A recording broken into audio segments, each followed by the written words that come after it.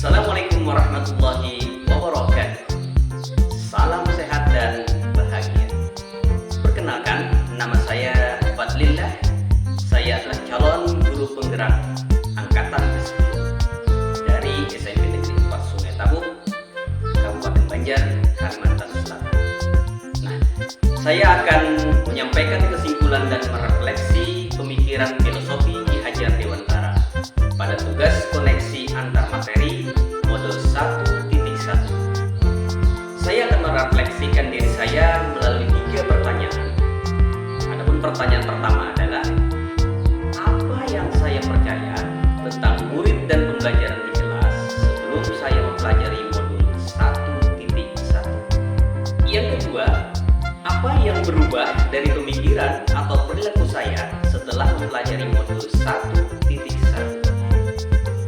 Kemudian yang ketiga, apa yang dapat segera saya terapkan lebih baik agar kelas saya mencerminkan pemikiran filosofi Ki Hajar Dewantara. Nah, untuk menjawab semua itu, mari kita saksikan tayangan saya berikut ini. Sebelum mempelajari konsep Ki Hajar Dewantara dalam pembelajaran, pertama saya sebagai guru lebih mendominasi dalam pembelajaran. Pembelajaran saya bersifat teacher center, terlalu banyak menggunakan metode ceramah. Anak hanya duduk mendengarkan, ya mungkin terasa boring baginya. Kedua, pembelajaran lebih berkonsentrasi pada pencapaian materi yang banyak dan KKM. Kemudian yang ketiga, saya juga merasa gagal jika murid saya itu tidak menguasai materi dan tidak tuntas. Lalu yang keempat, saya kurang memahami karakteristik murid dan gaya belajarnya. Yang kelima, saya juga tidak melaksanakan refleksi dalam pembelajaran.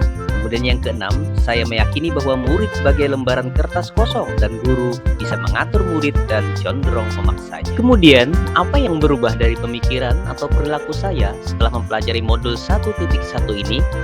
Yang pertama adalah pelajaran lebih berpusat pada murid atau student center. Kemudian guru sebagai fasilitator, peserta didik diberikan akses seluas-luasnya untuk mencari pengetahuan. Yang kedua, guru seharusnya memberikan pendidikan kepada murid sesuai dengan kodrat alam dan zaman.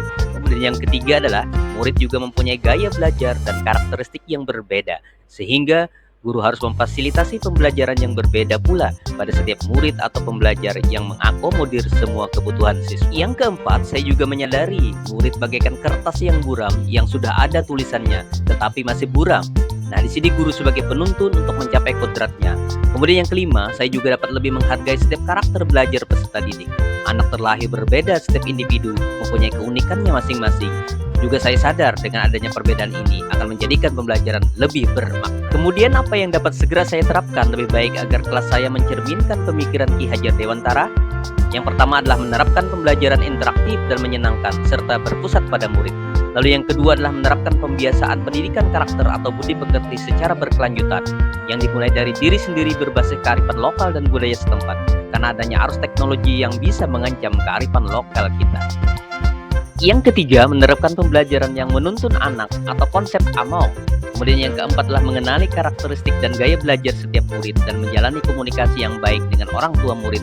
Kemudian yang kelima adalah menerapkan pembelajaran yang sesuai dengan kodrat alam dan kodrat zaman. Nah, demikianlah yang dapat saya sampaikan.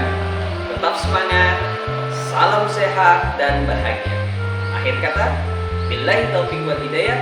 Wassalamualaikum warahmatullahi wabarakatuh.